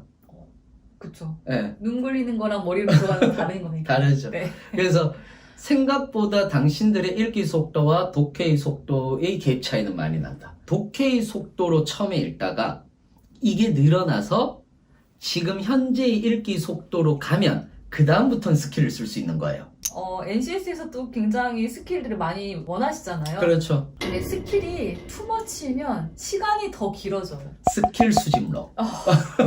그래서 이제 그 똑같은 과목에 대해서도 이제 이런 강의, 저런 강의, 저런 강의 막 이렇게 강의를 막 3-4개를 다 보시고 그리고 유튜브 다 찾아보시고 뭐 책도 다 보면서 이제 스킬을 막 정리를 하시는 분들이 계신데 스킬이 너무 많아지면 더하기 할 때도 이거 어떻게 하더라? 막 이렇게 고민하고 있고요. 맞아요. 표를 보는 방법, 이것도 어떻게 보는 방법이 이렇게 고민을 하게 돼요. 스킬이 완전하게 장착이 되지 않는 이상은 그거를 고민하는 시간이 더 생길 수밖에 없는 거라서 내가 정말 딱 쓸 수 있는 것만 장착을 딱 하시고 그걸로 빨리 문제풀이 연습을 계속 하시는 게 그게 중요합니다. 초반에 분명히 공부 시작하셨을 때는 스킬 여기에 막 또 매진하실 거거든요. 맞아요. 그건 분명히 조금씩 덜어내면서 딱 내 귀에 들어오고 내가 쓸 수 있는 거 정도만 하시는 거 좋을 것 같아요. 머리로 생각하면 안 돼요. 몸에 익혀져야 되는 거예요. 그러니까 몸에 익혀져야 뭔가 나오는 거죠. 그렇죠. 저는 시간을 얘기를 좀 드리고 싶거든요. 네. 시간을 얘기를 드리고 싶은 게 내가 몇 시간을 공부하든 매일 공부해야 되고 그리고 부족한 부분이 있다면 토요일, 일요일 날도 공부를 해야 되는 거예요. 오늘 6시간 공부할 거야. 그랬는데 오늘은 5시간 공부했어.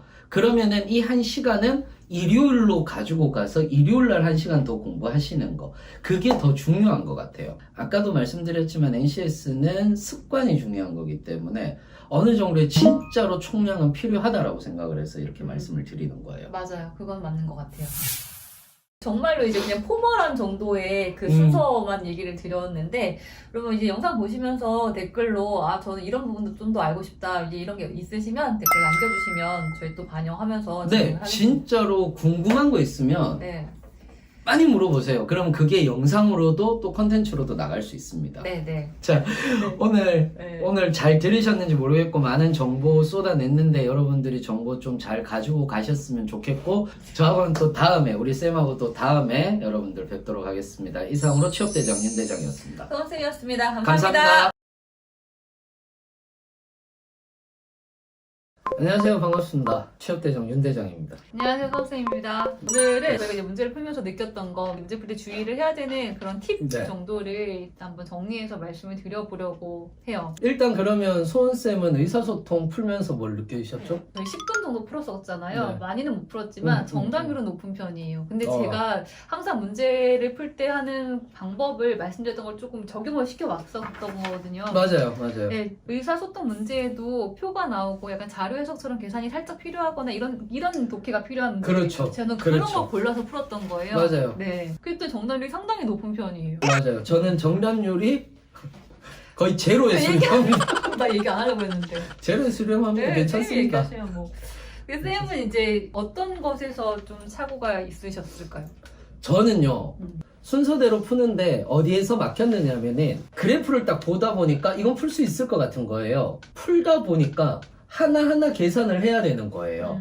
거기에서 시간을 잡아먹고 아 이건 넘어가야 되겠다 넘어가는데 이제 시간이 끝난 거죠. 네. 근데 뒤에 보니까 환율 문제 있고 GDP 문제 있고 기회비용 문제 있더라고요. 그러니까 이건 제가 배경 지식만으로도 풀 수 있는 거거든요.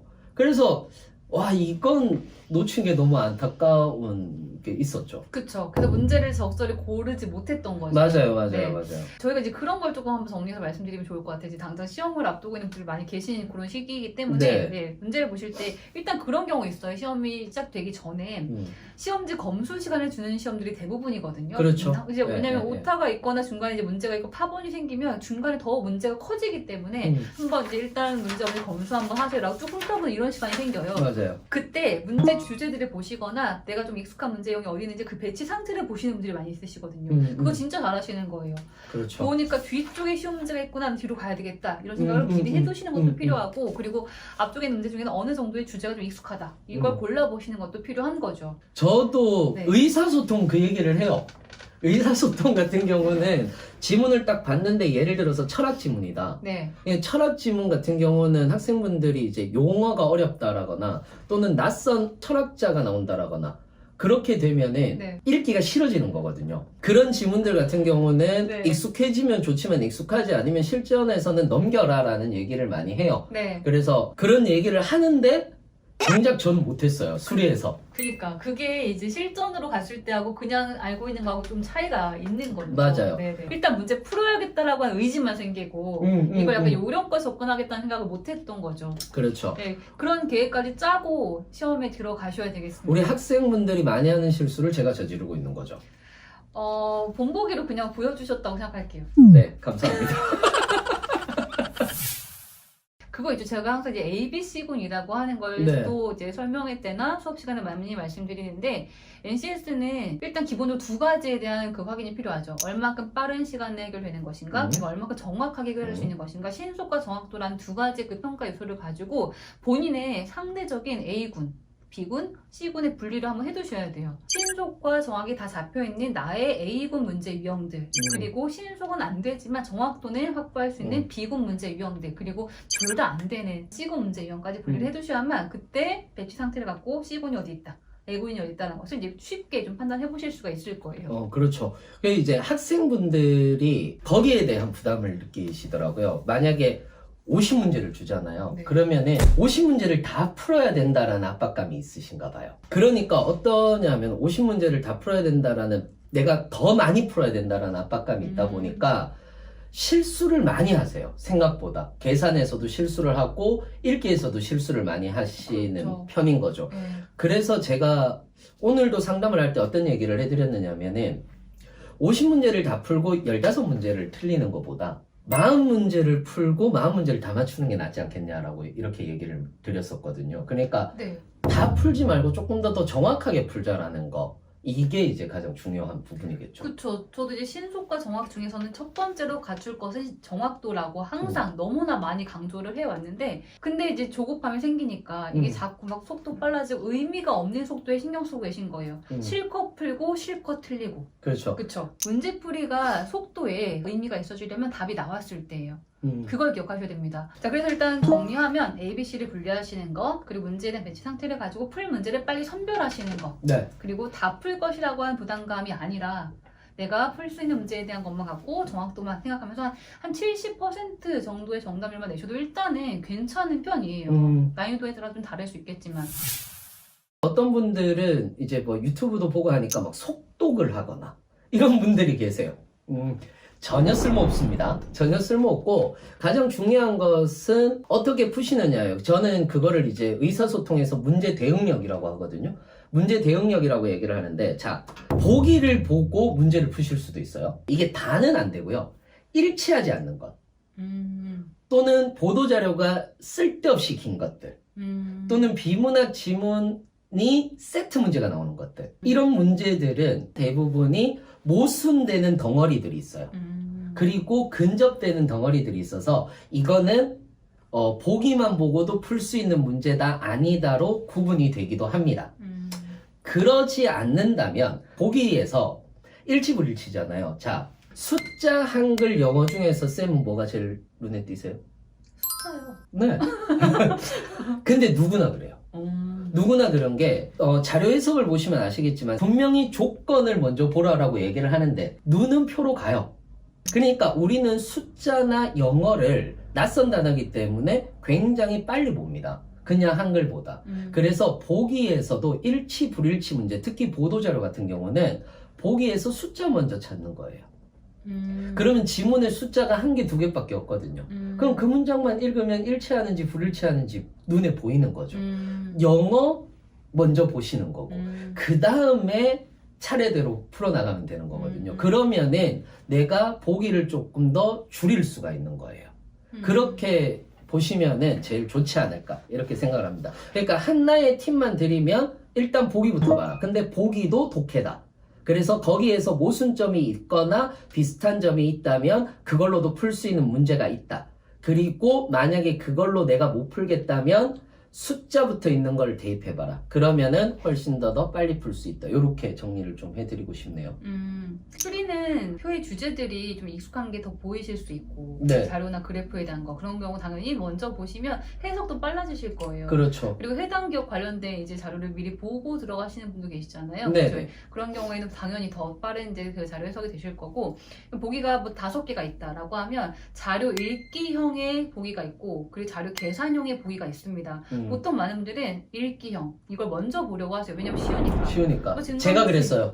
제가 그랬어요. 근데 여러분 이제 확률적으로 한번 계속 분석 한번 해보시면 자료 읽기형 보기에서 정답이 나오는 경우보다 무조건 계산까지 갔을 때 답이 훨씬 더 많이 나올 거예요. 그러면 그렇겠죠. 보통 비중으로 따지면 5개 중에 한 2-3개 정도가 읽기형, 나머지 한 2-3개 정도가 또 이제 계산형이 될 텐데 그래서 조금 문제를 많이 보신 분들은 계산형 문제로 먼저 들어갑니다.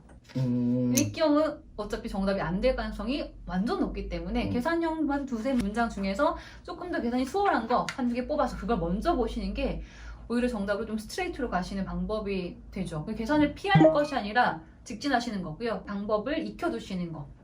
이걸 좀 공부해 두시는 게 더 좋으실 것 같아요. 일단 수리하고 의사소통 이제 문제를 보는 방법들 좀 얘기 드렸는데 이제 한 가지만 더 얘기를 드리고 싶은 것은 이제 마지막으로 시험장 들어갔을 때 여러분들이 이제 가장 신경 쓰게 되실 것이 조급함이에요. 맞아요. 문제를 풀 수 있다 없다가 아니라 그냥 마음이 급해지는 거고요. 네. 그때 또 신경 쓰이게 되는 것이 옆 사람과 뒷 사람의 시험지 넘기는 소리예요. 문제풀이하는 소리. 그렇죠. 그래서 어떤 분들은 옆 사람이 이거 넘기는 소리 때문에 문제를 못 풀겠더라. 이런 분도 계시거든요. 그 이유가 조급함 때문에 생기고 있는 거거든요. 이제 옆 사람의 문제풀이 소리가 귀에 거슬리지 않으려면 나의 페이스를 찾아보고 그것을 유지하시는 게 필요합니다. 맞습니다. 예, 평소에 공부하실 때에도요, 급하게 보다 일단 내가 이 문제를 정확하게 이해할 때까지 어떤 식으로 보고 있는지 그걸 계속 한번 생각해 보시면 시험장에서도 똑같은 페이스를 유지해 보실 수가 있어요. 네. 남 페이스에 끌려가시는 것이 아니라 내 페이스에 맞춰서 그냥 그대로 가시는 겁니다. 그걸 좀 신경 써보시는 것도 필요하실 것 같아요. 네, 맞죠. 오늘 저희가 시험 문제를 푸는 방법을 한번 정리해서 말씀을 드려봤습니다. 네. 어떻게 도움이 되셨는지 모르겠고요. 시험장에서도 실제로 좀 바로 사용하실 수 있을 만큼 연습을 또는 숙지를 해보셨으면 좋겠습니다. 네. 자, 이상으로 취업대장 윤대장이었습니다. 선생님이었습니다. 감사합니다. 사실은 가장 안 좋은 스터디를 하고 있을지도 모릅니다. 스터디는 사실상 평등해야 합니다. 직업기초 능력 실력은 제자리에 있을지도 모르는 일입니다.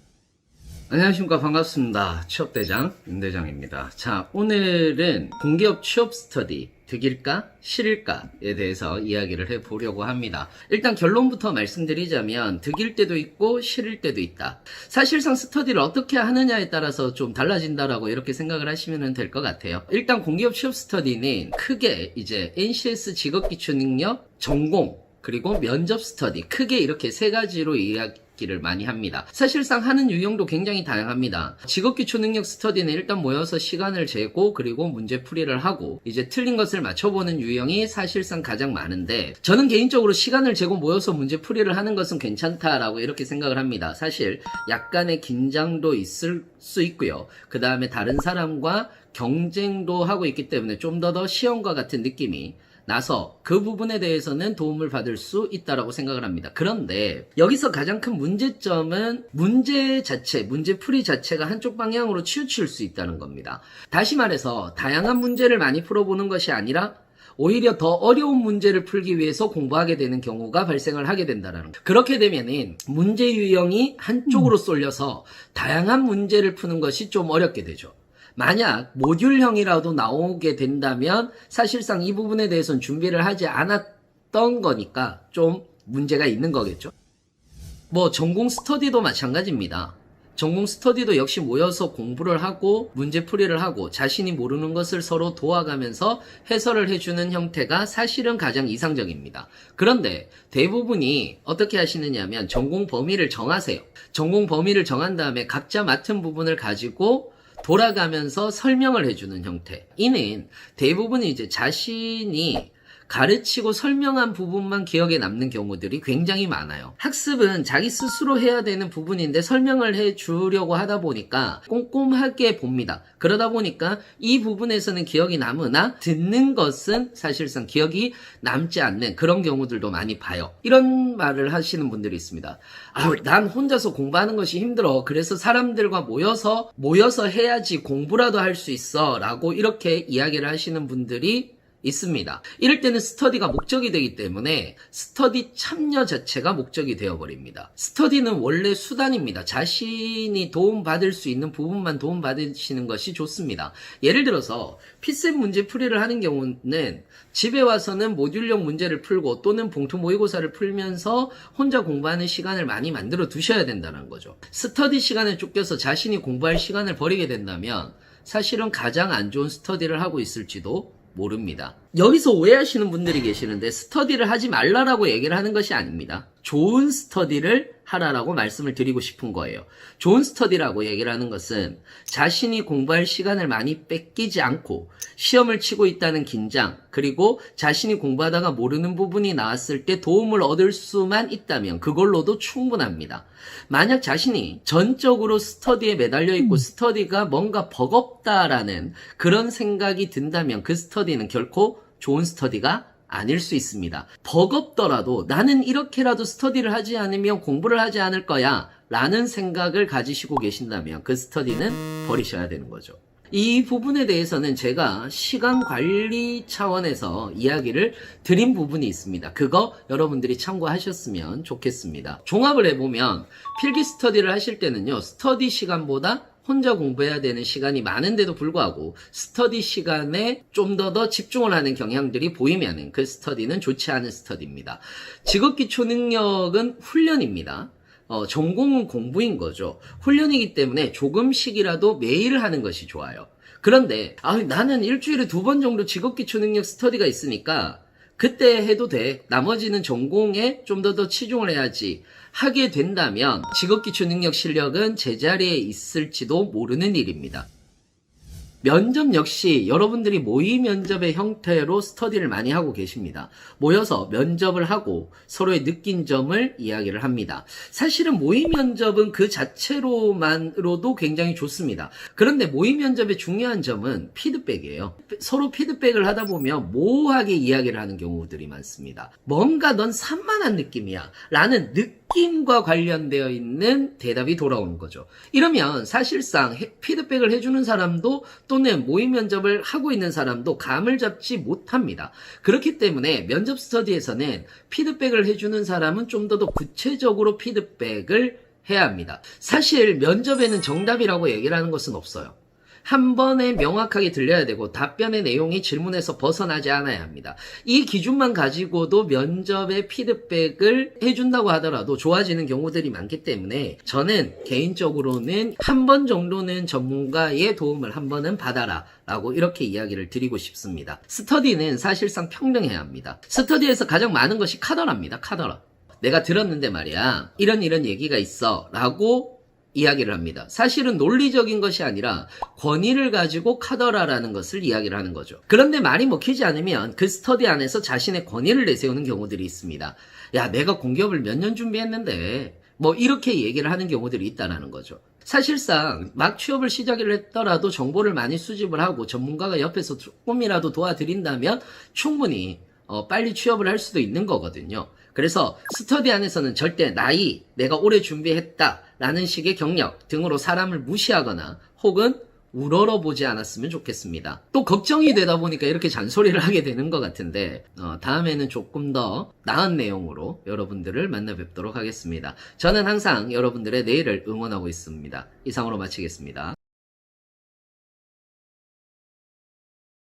이 내공이 조금 더 쌓여야만 합격으로 가는 부분들이 있습니다. 이런 분들을 보면 사실 굉장히 안타까워요. 면접에서 많이 떨어지는 사람들의 특징이기도 하고요. 장수생의 특징이기도 합니다.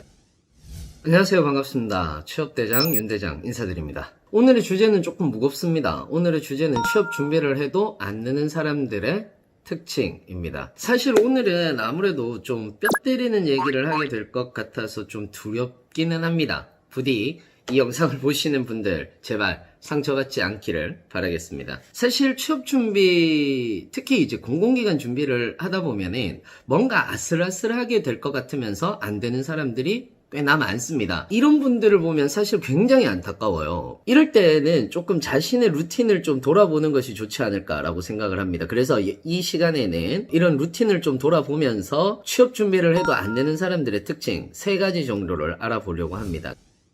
취업 준비의 매너리즘에 빠지는 겁니다. 공부가 늘 같은 공부를 하게 되면 매너리즘이라는 것에 빠지게 되는 거죠. 전공이라든지 NCS라든지 직업기초 능력이라든지 이런 회독이 가져다 주는 지겨움은 나는 이걸 외웠는데 그런데 왜 또 기억이 안 나지? 라고 하면서 나는 늘지 않는다라고 생각을 하게 되는 거죠. 그러다 보니까 여기에서 자신감도 떨어지고 자신감이 떨어진 채로 시험장을 나가다 보니까 거기에서 또 불합격으로 오게 되는 그런 경우들도 있습니다. 이렇게 계속 불합격을 하다 보면 또 다른 경우가 생기는 경우들도 있습니다. 생각과 마인드의 문제입니다. 면접에서 많이 떨어지는 사람들의 특징이기도 하고요. 장수생의 특징이기도 합니다. 즉 많이 떨어지다 보면 자존감도 같이 떨어지는 경우들을 굉장히 많이 보게 됩니다. 대부분 이 부분에서는 어떤 특징을 가지고 있느냐면요, 방어적인 모습을 많이 보입니다. 여기서 방어적이라고 하는 경우는 보통 자신의 말이 맞다고 약간 우기시거나, 우긴다라고 얘기하면 좀 공격을 당할 수도 있을 것 같은데 자기의 말이 맞다고 고집을 부리시는 경우들을 많이 보게 되는 겁니다. 자존감이 떨어지신 분들이 면접에 가는 경우에서는요, 자신의 할 말을 다 정해놓고 일방적으로 소통을 하는 그런 모습을 보이기도 하기 때문에 계속해서 면접에서 많이 떨어지시는 경우를 보게 됩니다. 마지막으로는 자신이 스스로 합리적으로 공부를 하고 있다라고 스스로를 속이는 그런 경우를 많이 봅니다. 예를 들어서 이런 거죠. 술이나 문제 해결을 많이 풀고 나는 이 부분을 빨리 풀어서 나는 합격선으로 갈 거야 라고 이야기를 하는 경우, 그러면서 다른 공부를 잘 하지 않는 거죠. 야, 이 문제는 몇 문제 안 나오지 않아? 그러니까 내가 굳이 공부를 안 해도 되지 않을까? 라고 이렇게 생각을 하는 경우들을 많이 봅니다. 사실 왜 이런 생각을 하게 되냐면 의사소통은 많은 지문을 읽고 뭐 문제를 풀고 하더라도 느는 느낌이 안 들어요. 또는 조직이해나 직업윤리같이 모듈형 문제 같은 경우에서는 읽어봐도 외워지고 있는지 잘 모르고 나오는 문제에 비해서 분량이 굉장히 많다라고 느끼게 됩니다. 공부하고 있는 느낌을 중시하고 있는 거예요. 공부라고 얘기를 하는 것 자체를 효율적으로 한다라고 생각을 하는데 가만히 보면은 내가 재밌어 하는 공부를 많이 하고 있는 것을 많이 보게 됩니다. 이때 한 문제를 포기하면서 합격으로부터 멀어지게 되는 거예요. 이를 해결하는 몇 가지 방법이 있습니다. 일단 매너리즘에 빠졌다면 여러분이 루틴 중에서 중간중간에 자소서라든지 기업 분석 또는 직무와 관련되어 있는 정책 분석이라든지 이런 것들을 1시간씩이라도 공부를 좀 해주면서 매너리즘을 탈출하는 겁니다. 또는 남부발전이라든지 중부발전이라든지 이렇게 한국사가 필기에 들어가는 경우에서도 한국사를 한 번 정도를 더 보시는 것도 저는 추천을 드립니다. 공공기관이라면 이런 식으로 약간의 루틴만 살짝 바꿔주는 것만으로도 매너리즘을 극복할 수 있다라고 이렇게 생각을 합니다.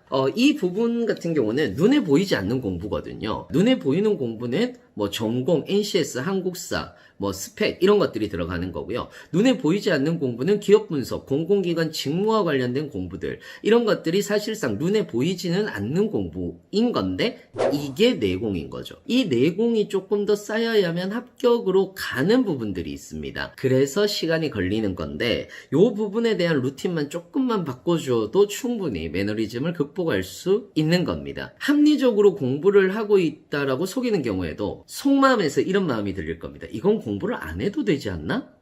라는 생각이 들면 그걸 공부하셔야 됩니다. 그리고 마지막으로 자존감이 떨어지신 분들에게 이야기를 좀 해드리고 싶습니다. 오늘 할 일을 정하세요. 이때 욕심을 내면 안 됩니다. 욕심을 내서 목표치까지 못 가잖아요? 그러면 또 여기서 자존감이 떨어집니다. 아이고 내가 그렇지 뭐 이것을 안 해도 되나? 라는 정도로 목표를 정하세요. 좀 낮게 정하시는 거예요. 그리고 다 하셨다면 오늘 너 잘했어 라고 자신에게 포상을 주세요. 그러면 조금씩 자신감이 붙으면서 자존감도 올라가게 될 겁니다. 사실 이건 여러분들 탓은 아닙니다. 이 기준을 제대로 잡아주지 못하는 기성세대 탓도 굉장히 크다라고 생각을 하고요. 제발 자존감 꺾이지 말고 버티면서 취준하시기 바랍니다. 오늘을 살아가다 보면 오늘을 살아가다 보면 내일의 여러분은 무엇이 되어 있을 것입니다.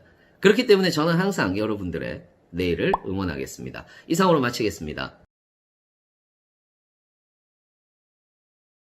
우리가 멘탈이 나가 있단 말이에요. 필기 떨어지고 아니면 서류 전형 떨어지고 이렇게 멘탈이 나가 있단 말이에요. 그러면 이때 멘탈을 관리하는 방법. 그리고 이걸 정말 아셔야 돼요. 살짝의 오만과 자만 그 순간에 하락기가 옵니다. 자, 안녕하세요. 반갑습니다. 취업대장 윤대장입니다. 안녕하세요, 선생님입니다. 지금이 이제 채용들도 다 마무리가 되는 시점이에요. 근데 붙으신 분은 너무 좋지만은 제일 안타까운 분들이 이제 아무래도 떨어지신 분들. 그냥 떨어지신 분들은 괜찮은데 왜 회복 탄력성이 좋은 분들도 계세요. 떨어지셨는데 아이 뭐 난 괜찮아. 다음에 하면 되지 뭐. 그러면은 저희들도 괜찮은데 진짜 세상 다 잃은 표정으로 오셔가지고 네. 자존감도 떨어지셔가지고 이렇게 오시는 분들 보면은 좀 마음이 안타까워요. 그죠? 사실 저는 그 마인드가 있어요. 힘든 사람한테 힘내라는 말은 폭력일 수 있다. 그런 마인드를 좀 가지고 있어가지고 그냥 여러분들 화이팅입니다. 힘내세요. 너무 쉽게 얘기를 드릴 수 있는데 그 얘기를 드리는 것마저도 너무 죄송해서 오히려 좀 더 잘 분석해드리고 좀 더 많이 분석해드리고 그렇게 해서 다음 단계를 나갈 수 있게 해드리는 게 저의 역할이지 않나 라는 생각이 들어서 좀 되게 따뜻한 말을 못 해드리고 그런 깜냥도 잘 안 되는 것 같아요. 일단 뭐 선생님 말씀이 전혀 틀린 건 아니고요. 네, 그 다음 단계로 빨리 이제 이어갈 수 있는 방법을 찾아드리는 것이 저희가 하는 역할이니까요. 그렇죠. 일단 정말 고생은 많으셨고 네. 그리고 많이 힘드실 거라는 것도 알고 있습니다. 이 네. 영상 통해서 이제 내가 뭐를 해야 되긴 하겠다라는 생각을 다시 한번 하실 수 있는 기회가 되셨으면 그렇죠, 좋겠어요. 그렇죠. 네. 뭔가를 이제부터 해야 되는 거거든요. 네, 맞아요. 그래서 그 부분에 대해서 얘기를 좀 드리려고 해요. 우리가 멘탈이 나가 있단 말이에요. 필기 떨어지고 아니면 서류 전형 떨어지고 이렇게 멘탈이 네. 나가 있단 말이에요. 그러면 이때 멘탈을 관리하는 방법 어떤 게 있을까요? 멘탈을 관리하는 방법. 멘탈이라기보다 일단 당장 내가 어떤 것을 좀 다시 개선해야 되는지에 대한 그 내용을 찾는 것이 더 중요하실 것 같아요. 열심히 했는데 떨어졌다 라고 생각을 해버리면 그렇죠. 그럼 정말 방법이 없어 보이거든요. 할 거 맞아요. 다 했다는 맞아요. 생각을 해버리면. 근데 이제 어떤 것을 잘못했었고 무엇을 좀 바꿀 수 있는지를 좀 찾아보시는 게 빨리 앞에 것을 털어버리시는 게 좀 필요하실 것 같습니다. 물론 말은 쉽지만 하기 어렵다는 건 알고는 있어요. 근데 같이 빨리 고민해봤으면 좋겠거든요. 맞아요. 네. 그게 이제 그런 것 같아요. 하얗게 불태웠지만 어떻게 하얗게 불태웠느냐가 좀 다른 거죠. 네. 그래서 하얗게 불태웠는데 진짜로 후회 없도록 했다면 사실상 멘탈이 나가는 게 아니라 그냥 나 공기업하고 안 맞는 것 같아 이 생각이 들 거예요.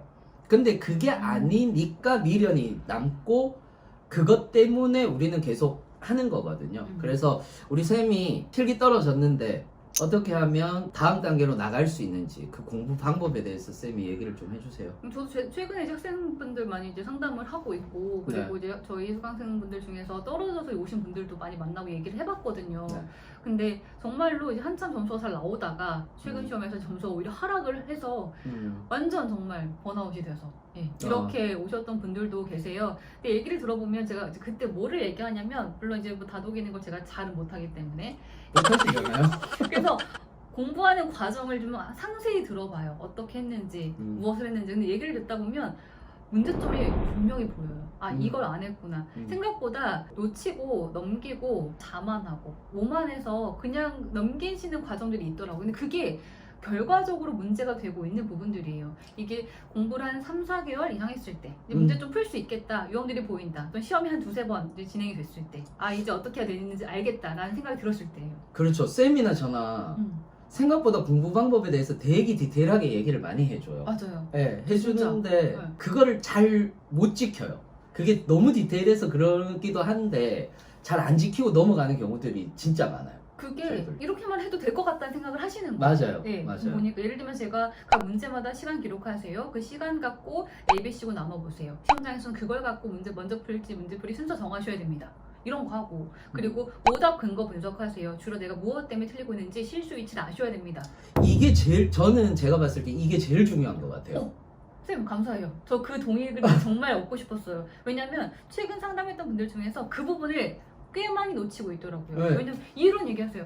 다시 보면 알 것 같던데요. 그러니까 시간만 더 있으면 풀 수 있을 것 같은데요. 맞아요. 근데 우리 이번에 이제 또 상담이 많았었단 말이에요. 네. 상담 많았던 친구분들 중에서 우리가 관리했던 친구들 중에서는 좀 떨어졌는데 되게 자신감이 붙은 친구들이 있었어요. 그때 복모 가지고 와봐라 그래서 오답 큰 거 다 해봐라 라고 얘기를 했을 때 오히려 떨어져도 자기가 뭐 때문에 떨어진지 알겠으니까, 그리고 어떤 문제가 자기가 취약점이 있는지를 아니까 오히려 떨어졌는데도 불구하고 쌤 저 요렇게 해서 다음 시즌에 꼭 붙을게요 라는, 그렇게 되게 자신감이 차서 이렇게 가더라고요. 그쵸, 방법을 아는 거예요 이제. 맞아요, 그러니까 뭘 맞아요. 해야 될지. 근데 그걸 하지 않으면 아는 건데 떨어졌다, 한 번만 더 보면 풀 수 있는 거니까 괜찮다, 실수였다 해버리면 그 다음 뭘 해야 될지 방법이 안 보이는 거거든요. 맞아요. 난 할 거 다 했는데 떨어지고 있다, 이렇게 돼버리면 실수도 자주 하면 습관이 되거든요. 그건 점수로 나오는 거고요. 맞아요. 시험에서는. 네, 네.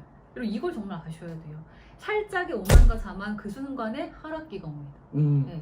정말 자신의 공부 방법을 냉정하게, 정말로 냉정하게 한번 평가하고 판단해 보셔야 돼요. 진짜로 내가 할 거 다 했는지. 네, 그걸 맞아요. 보셔야 될 것 같아요. 저는 이제 열심히 하는 것과 그리고 잘하는 것들을 좀 구별했으면 좋겠거든요. 네, 열심히랑 좀 제대로 하는 제대로 거. 하는 네. 것, 이거를 좀 구분했으면 좋겠는데, 이게 나름대로 막 바쁘게 움직인다고 해서 열심히 하고 있는 것도 아닌 거고 제대로 하고 있는 것도 아닐 수도 있거든요. 그래서 본인의 시간 관리부터 시작해서 이런 것들을 좀 한 번쯤은 되돌아보시는 그런 시간이 되셨으면 좋겠습니다. 네, 시간 관리 중요한 것 같아요, 진짜. 그럼요. 시간 관리 정말 중요해요. 네, 시간 관리. 그러니까 하루 1일 계획표부터 해서 네. 한 달 계획표, 그리고 분기 계획표, 정것도까지 나와야 될 것 같아요. 네, 저는 이제 학생들하고 상담을 하면은 월간, 그러니까 분기 계획 정도는 짜줘요. 6월 달에 어디까지 하고 7월 달에 어디까지 하고 이런 식으로 해서 짜주는데, 그렇게 해서 이제 떨어지면은 11월, 12월에 뭘 하자 이런 것까지 이제 짜주거든요. 네네. 짜주는데 조금 타이트하게 짜줘요. 그러니까 6월 달 안에 이걸 하자를 어찌됐든 못하는 정도로 짜줘요. 약간 타이트하게. 못하는 정도요? 그러니까 완전히 포기하는 정도는 아니고 그냥 한 일주일 정도 살짝 진도가 뒤로 밀린다 정도? 아니면 뭐 한 2, 3일 정도 진도가 밀린다 정도로 좀 짜줘요. 이유가 있나요? 그렇죠. 그래야지 자기가 시간을 좀 더 내가 써야 되겠구나. 느슨하게 쓰면 만족감이 생기거든요.